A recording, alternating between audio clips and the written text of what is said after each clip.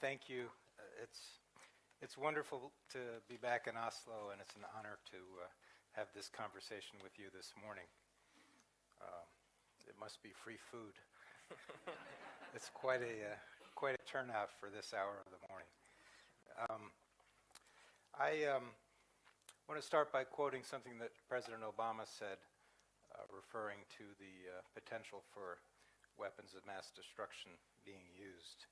He said, "We simply cannot allow the 21st century to be darkened by the worst weapons of the 20th century."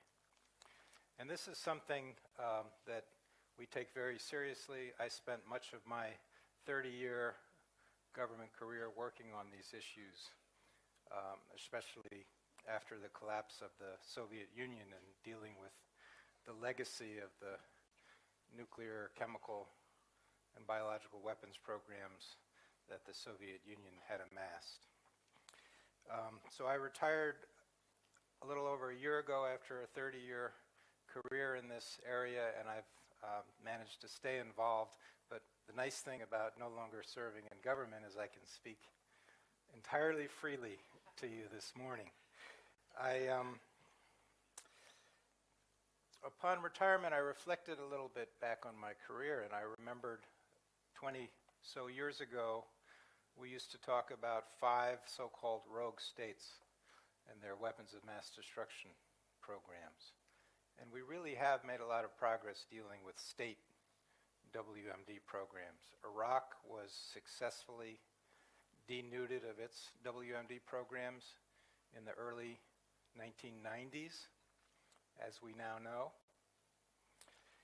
The Libyan WMD programs, starting in December of 2003, we began to roll those back, but it wasn't until actually several months ago that we destroyed the last chemical weapons precursors in Libya. So Libya now, thank goodness, no longer has any weapons of mass destruction.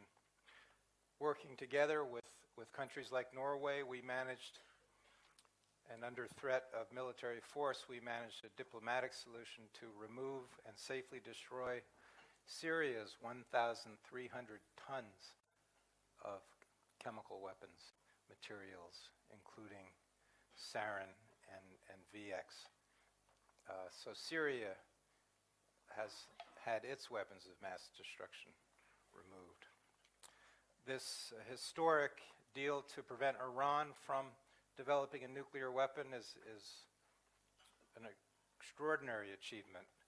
Iran's nuclear program is now under an international microscope, and this will prevent Iran from obtaining a nuclear weapon. So of the 5 rogue states that we used to talk about in this area, 4 of them really are under control, and 3 of those under Obama's watch. So we've come a long way and made a lot of progress by focusing on these threats. Of course, North Korea is the real last holdout, and they have not only nuclear weapons programs, missile programs, but we never really talk about their large chemical weapons stockpile and their very sophisticated biological weapons programs. So in terms of state WMD programs, we really need to focus our effort on North Korea to hopefully find an opportunity soon to roll back those programs. But what I worry about in the 21st century the most is the potential for terrorist groups to develop weapons of mass destruction. And the reason this is so worrisome is because they have demonstrated intent. I'm sure that if they have the capability to obtain them, that they will use them, especially this current terrorist scourge called Daesh or ISIL. We've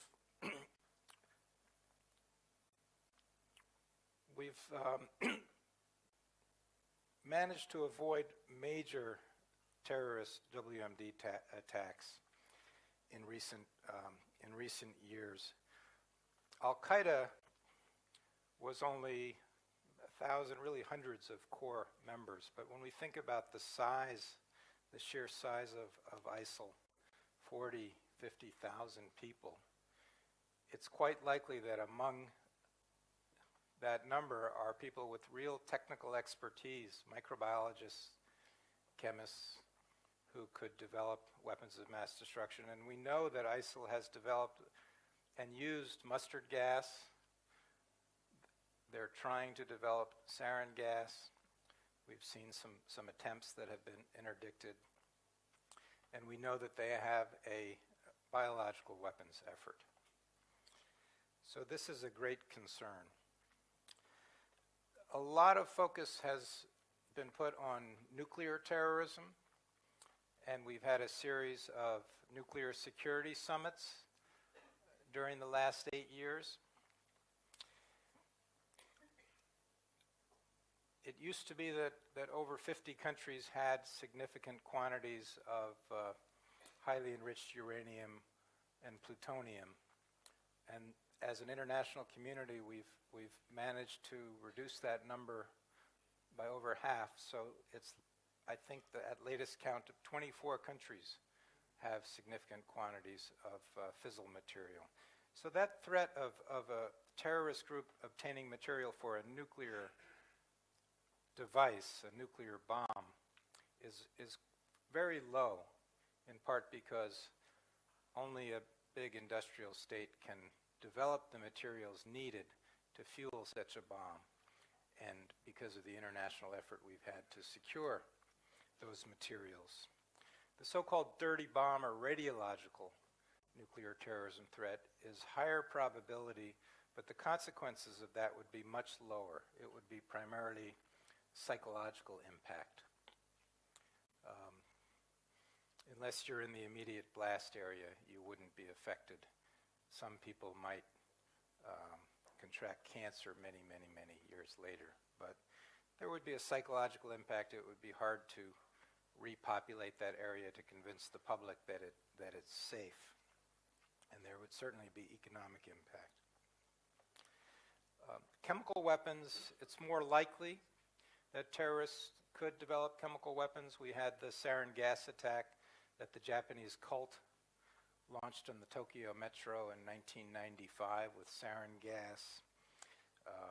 And now, as I mentioned, ISIL has developed mustard gas and used it in Iraq and Syria. More recently, there was a small cell in Kenya that was connected to ISIL that was seeking to develop anthrax as a weapon, and the Kenyan police were able to disrupt that attempt.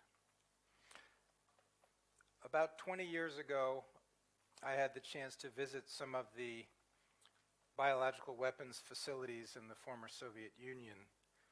I visited a laboratory in Siberia called Vector, which is where they perfected viruses like Marburg virus and variola virus, smallpox, as biological weapons. It was a massive, massive effort. Also places like Obolensk that developed bacterial biological weapons like plague, anthrax, and tularemia. They had about 50,000 people involved in these efforts.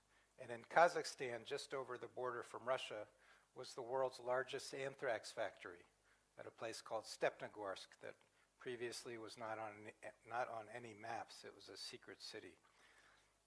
And they had 10 20,000 liter, 4-story high fermenters, all in biosafety level 4 high containment.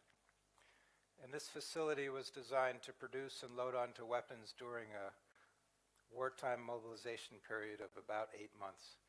300 metric tons of anthrax. That's just an astonishing scale when you think about what less than 2 grams did to our Senate office buildings in Washington 15 years ago. That facility has now thanks to the leadership of Kazakhstan and in cooperation with the United States Nunn-Lugar program, has been safely destroyed. So if you were to go there today, where that factory once stood is just green or probably brown grass growing. There have been attempts at bioterrorism. Aum Shinrikyo, the Japanese cult, we didn't learn this until recently, but they launched several anthrax attacks in Japan. And the only reason we didn't learn about them was because they were unsuccessful. They had obtained a non-virulent, an avirulent strain of Bacillus anthracis. They tried to make it more lethal, but in 1995 that was hard to do. And so everything else they did correctly. They weaponized it and released it into the atmosphere from several rooftops in Japan. But since nobody was killed, we only learned recently by interviewing the scientists involved in that program who are sitting on death row in Japan. We had our own experience in the fall of 2001 when we went into Afghanistan. We found that Al-Qaeda in Kandahar had an anthrax facility. It had not yet gone fully operational because they hadn't obtained the starter culture of Bacillus anthracis to make anthrax as a weapon. So we were able to interdict that.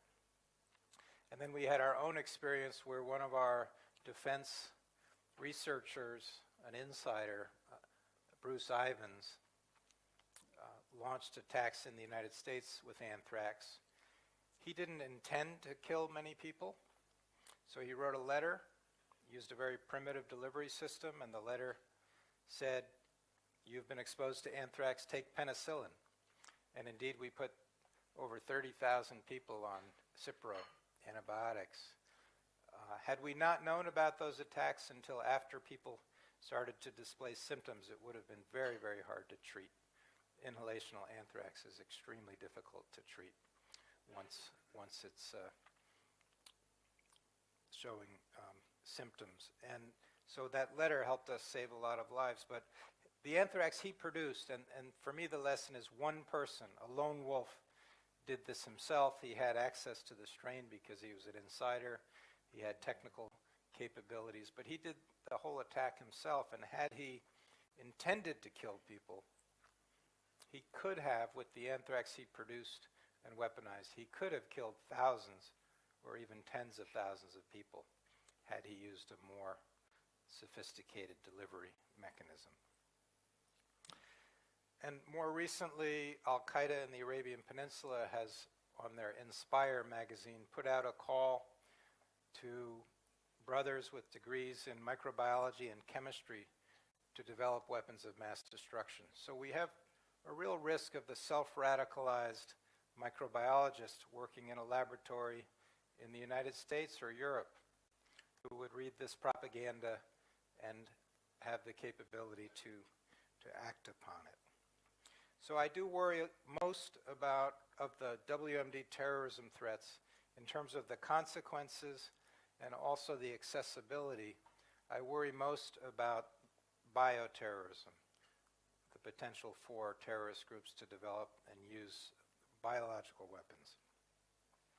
And I worry about the traditional threats, but I also believe we need to pay attention to the advanced biological weapons threats or the future threats that are enabled by the revolution in biotechnology, by synthetic biology, the potential for sort of Jurassic Park biological weapons where something like the variola virus that causes smallpox, which is very hard to obtain, perhaps the sequences are all publicly available on GenBank, and with new techniques like CRISPR-Cas9, it becomes theoretically possible to take another virus, or perhaps even starting from scratch, and manufacture variola virus. And we stopped vaccinating our population in 1980 after that was declared eradicated by the WHO. So if you're younger than 35, you haven't been vaccinated against smallpox, so much of the world population is vulnerable to that really horrible, horrible disease. Our CIA director, John Brennan, in public remarks to the Council on Foreign Relations, talked about the revolution in biotechnology and what that means for the threat picture, and I'm going to read his quote. He said, "Nowhere are the stakes higher for our national security than in the field of biotechnology. Recent advances in genome editing could be used to create genetically engineered biological warfare agents. A terrorist entity such as ISIL would have few compunctions in wielding such biological weapons." So we need to pay attention to those remarks. CIA directors don't just make things up, and I'm sure there's more behind his public remarks. The good news is biological weapons are nothing more than the misuse of infectious disease, and there's a lot we can do to prevent and prepare and protect ourselves from the potential use of biological weapons. Indeed, in the last 15 years in the United States, we've done a lot, and around the world a lot has been done. After our 9/11 experience and the Amerithrax attacks, the United States stockpiled 350 million doses, enough for our entire population, of smallpox vaccine, essentially taking that threat against our population off the table. We also vaccinate our troops serving in the Middle East and East Asia against anthrax and smallpox. I was involved in the Ebola response, where the healthcare workers were the front line of that fight, and they took a terrible toll. Over 500 healthcare workers were among the more than 11,000 people who were killed by the Ebola virus in West Africa. So we need to protect our healthcare workers, because they will be the first ones and the most needed during a biological attack. There's a lot we can do globally. Viruses don't need visas, and we need to do a lot, not just inside our own countries, inside our own borders, but globally. And the global health security agenda that President Obama launched, that has now grown to over 60 countries with the WHO and the World Organization for Animal Health involved, is really about building capacity around the world to prevent, detect, and effectively respond to infectious disease outbreaks of all kinds. And one of the good things, as opposed to nuclear, one of the good things about biological preparedness is that the things we can do will also improve public and global health. So it's a win-win investment that's different than nuclear security. I was in New York at the General Assembly a few weeks ago when your Prime Minister announced Norway's support to a new initiative that came out of some of the shortcomings identified during the Ebola crisis, the Coalition for Epidemic Preparedness Innovations. And the current CEO of that effort is a brilliant Norwegian scientist, John Arne Rottingen. Exercises are also very important to identifying gaps and practicing and ensuring that we are prepared. Bill Gates has called for us to have what he calls germ games, to practice both at the national level and internationally pandemic response. So we as a world can do better than we did a few years ago in West Africa. Last week I was at a pandemic flu simulation hosted by the World Bank that will then be used by Angela Merkel when she hosts the G20 meeting next year. We've worked with North Korea, I'm sorry, we've worked with South Korea to have deterrence through preparedness by having a multi-sectoral exercise program called the Ebola Response Annual Exercise Series, which is a bioterrorism response exercise. So I'm going to just close by leaving the leaders in this room with a challenge. We had our 9/11 attacks 15 years ago, and I was in the Pentagon that day. And the 9/11 Commission determined that it could have been prevented, but for a lack of imagination. So I would just leave you with the thought, the day after a large terrorist attack using weapons of mass destruction, what is it that we'll wish we had been doing that we hadn't thought of, or that we hadn't been doing fast enough or efficiently enough that could have prevented it or helped us deal more effectively with the consequences? So thank you very much for your interest in this really major global issue of this century, and I look forward to having a good discussion with you. Thank you very much.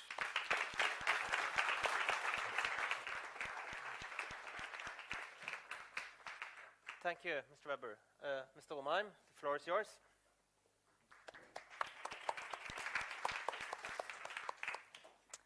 Thank you very much, and thank you, Andy, for a very thought-provoking and interesting introduction. It was interesting that you mentioned the Prime Minister of Norway.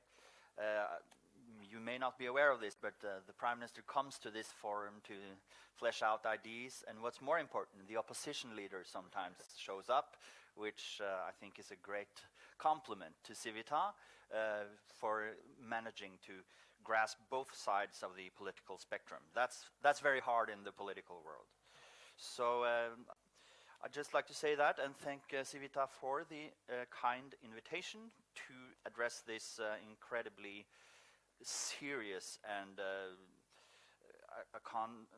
well, let's just call it the worst case scenario. That's actually what we're talking about today. It's hard to imagine scenarios that are worse than what we are discussing here today. As a researcher, I will approach this matter a little bit conceptually, because I believe that the discussion we are having here this morning, it is incredibly important to know what we define terrorism as, and we must differentiate between different types of weapons of mass destruction. And I'm glad that Andy did just that, and I'll go into that, the importance of that in a little second. And we also need to know what it means to be prepared. What does it mean to be prepared? And to problematize that right from the get-go, is it possible to achieve anything that can be labeled preparedness in the face of the types of terrorism attacks that we may experience these days? And particularly if it does involve weapons of mass destruction. Can you, as a society, prepare for that? Can we as individuals prepare for that? And at the top state government level, what do you do to prevent and minimize these kinds of horrific scenarios? So from that you may garner that there are three levels of preparedness conceptually to me. It's the state level, it's the individual level, and then there's the in-between. The societal level is one way of putting it. And I've had the pleasure the last 1.5 years on working on the team for the new national security law in Norway, which will be launched on Wednesday. And of course I can say very, very little about what's in the law, but I can say that I think it will improve our ability at the societal level to prevent for all types of terrorist attacks. Because that's also an important point.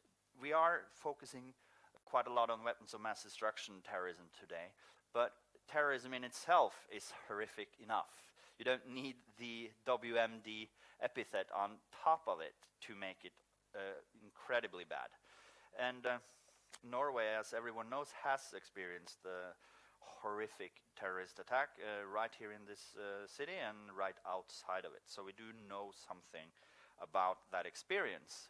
And I will argue that that's part of the preparedness.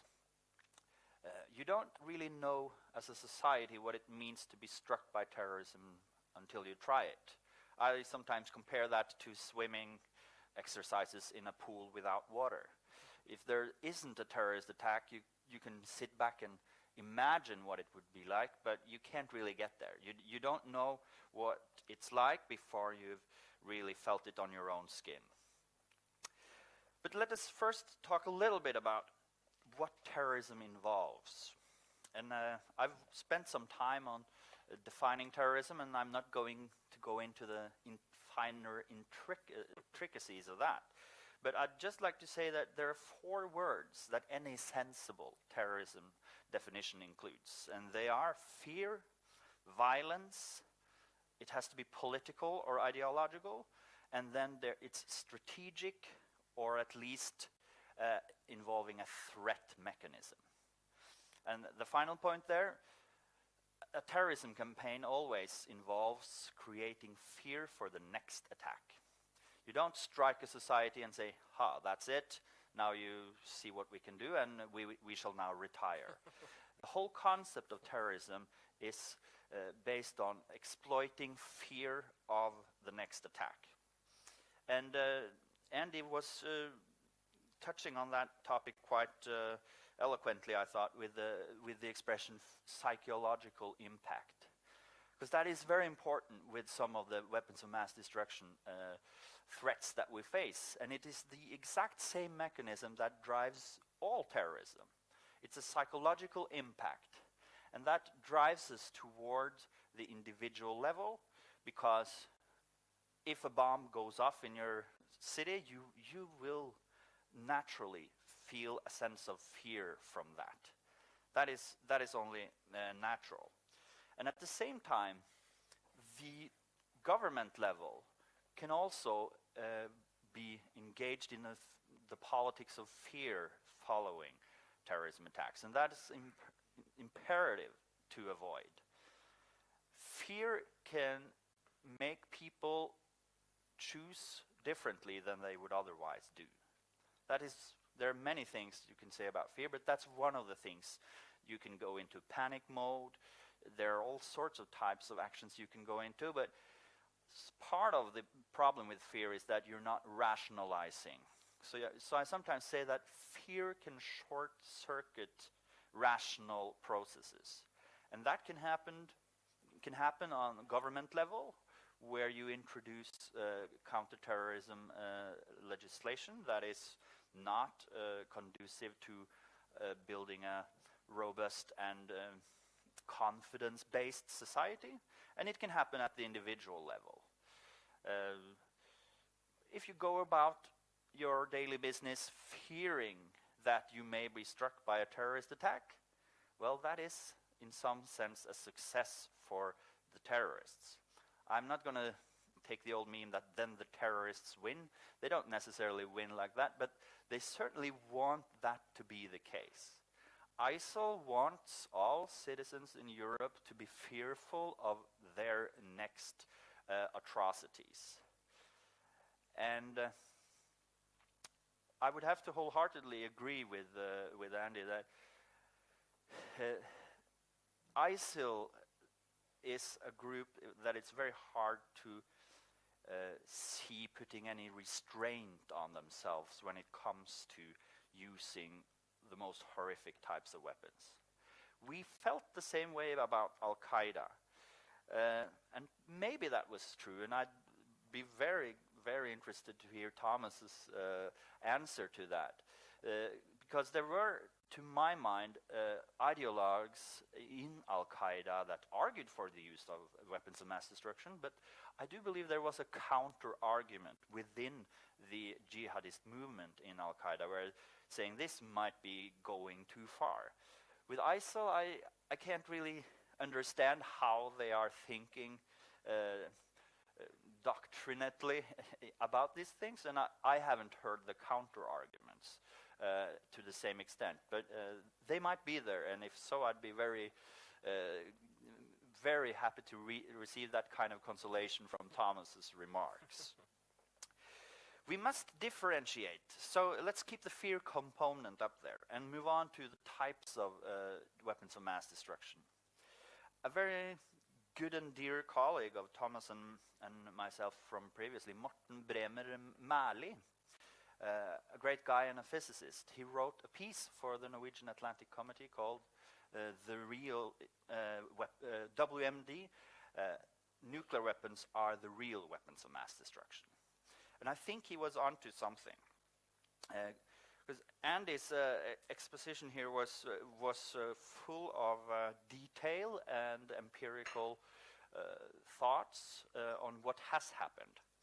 And nuclear terrorism hasn't happened. And I would like to share Morten's point there that nothing can go above that. Nuclear terrorism, a crude nuclear weapon, that blows the fuse in any sort of direction. I do believe that the bioterrorism threat that you explained can have perhaps an equally devastating effect to societies, but it's harder to see that happening. I believe, and that's my personal opinion, that it is less likely with bioterrorism than a crude nuclear weapon going astray. But these are both horrific types of attacks. Chemical weapons are of increased concern, but we do have some experience, and that experience is truly horrible. But if I'm not mistaken, in the sarin attacks in Tokyo, 12 people died, which is a lot less than at the Utøya attacks with conventional weapons. But then again, if we rate a terrorist attack only from a death toll, then we're also going really down the wrong path. There are still people living with devastating pain every day from the Tokyo attacks, and the number of injured from the gas attacks is just extraordinary and horrific. To wrap up, I think sadly that experiencing terrorism is the real test. It may galvanize societies. You may find a way to sort of approach counterterrorism that makes societies more robust and better equipped to face terrorism. But the opposite is also certainly the case. Terrorist attacks can catapult whole societies into repressive and obsessive counterterrorism policies. And that must always be, we must always be very alert about that. And that brings me to my very final remark, which is that preparedness means preparing when you are not under attack. The debate about what is good terrorism policy is incredibly hard to have right after being struck by terrorism. Then the fear component comes in, and when will the next attack be? The political processes may be tilted towards countermeasures that aren't really good and that will actually produce more terrorism or not have the intended effect. And that brings us to, let's say, this discussion of an incredibly grave concern and a serious topic to a kind of light ending. Because what we are doing here today is discussing how we are prepared for the next attack. So you can all pat yourself on the shoulder and say, yes, I'm actually doing what we should do to prepare ourselves for terrorism, which is find out what is the best approach when you're not under attack. Thank you very much. Thank you, Mr. Romarheim, and thank you also for the kind words about Civitas, but let me also extend those compliments to the MSL group today, which we partner on. Thomas Hegghammer, please, the floor is yours.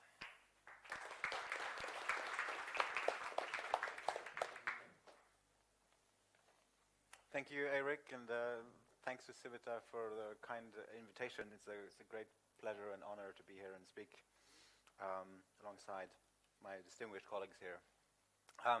I work at FFI, as many of you know, and at FFI we have been doing research on terrorist use of CBRN weapons for over 15 years, and that is partly because FFI is one of very few institutions that have both expertise on the social science side of terrorism research and on the technical aspects of CBRN.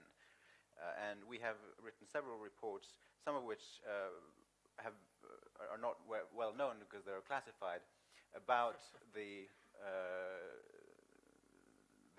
use or the interest that jihadi groups have shown for CBRN materials.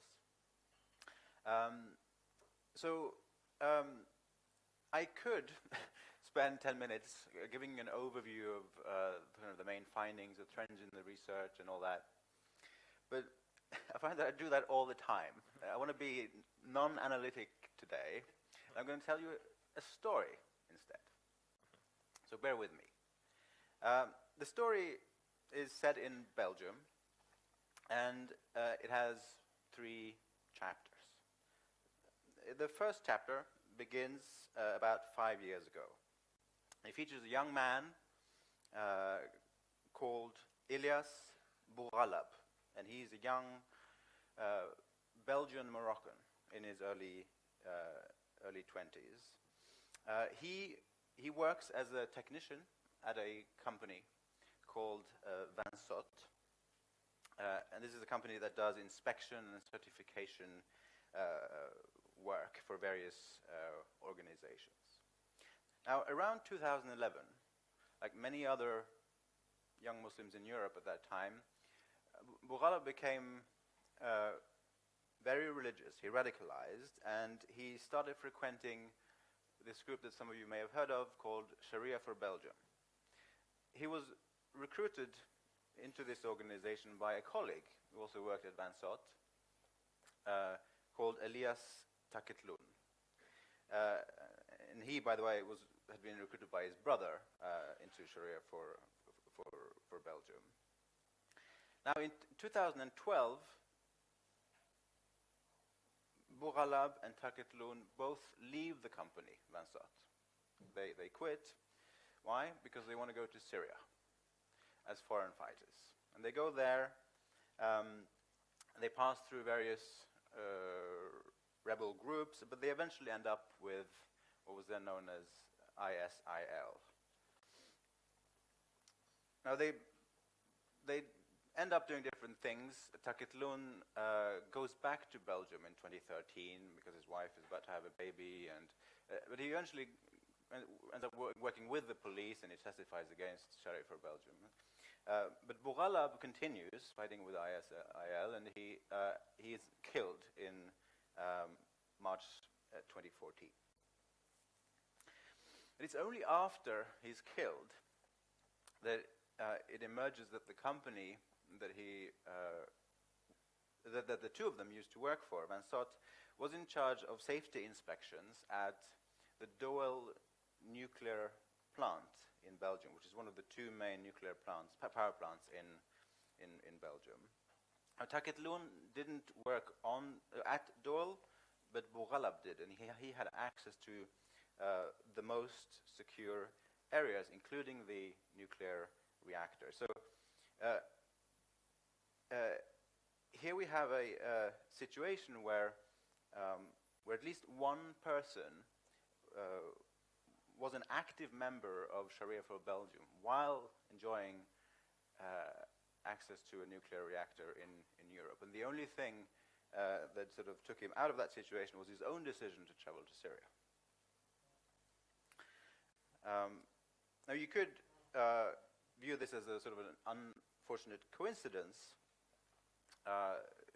There's no indication that he made any effort, any active steps to cause harm at the reactor. Most likely it was a coincidence in the sense that he he first started working in this sector, then he radicalized, and then he chose to go to Syria. But still, it's hardly reassuring.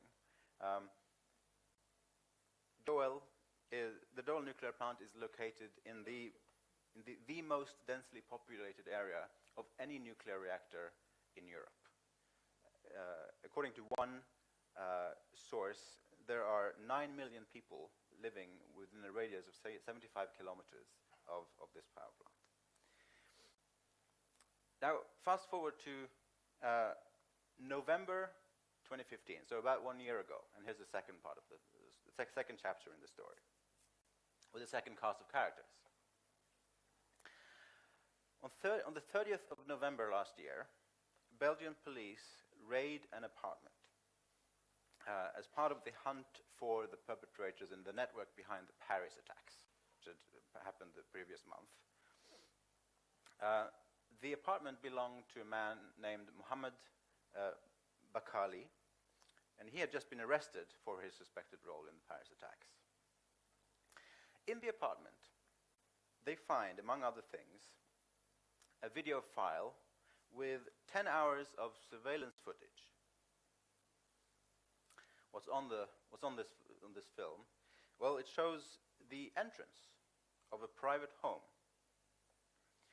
in Brussels, and it shows a man leaving the house in the morning and coming back in the afternoon. If the footage has been filmed with a secret camera that had been placed in a bush right next to the entrance. The camera had been placed there by two guys named Ibrahim and Khalid Bakraoui. If these names sound very vaguely familiar, it's because they blew themselves up in Brussels on the 22nd of March earlier this year. But they had, a few months earlier, been tasked with placing this camera outside the man's house and then picking it up again and delivering the footage to Mohammed Bakali. Who was the man on the video? Well, he was the chief scientist at MOL, which is another nuclear facility in Belgium. And as the chief scientist, he had access to the most secure parts of that facility, including a substantial stock of highly enriched uranium. And Belgian authorities believe that Bakali and his comrades planned to kidnap this scientist and force him to either provide them with radioactive material or to give them access to to MOL or some other facility for a sabotage operation. Chapter 3. You may remember the name Saleh Abdeslam. Some of you may, because for 5 months last winter, he was Europe's most wanted man.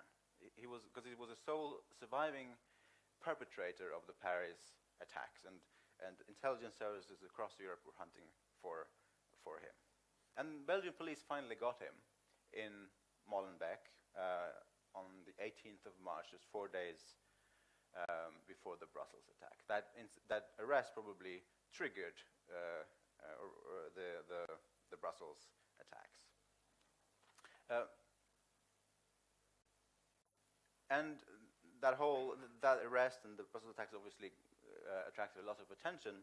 But what many people don't know is the following: that in Abdesalam's apartment, police discovered evidence that he had been gathering information about another nuclear research facility, a place called the ghoulish Research Centre in northern Germany, just across the border from Belgium.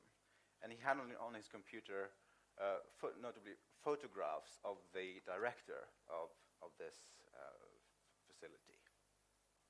So I don't think I need to elaborate on the significance of this story, but in a nutshell, it shows us that there was last winter an IS network that took some very concrete steps toward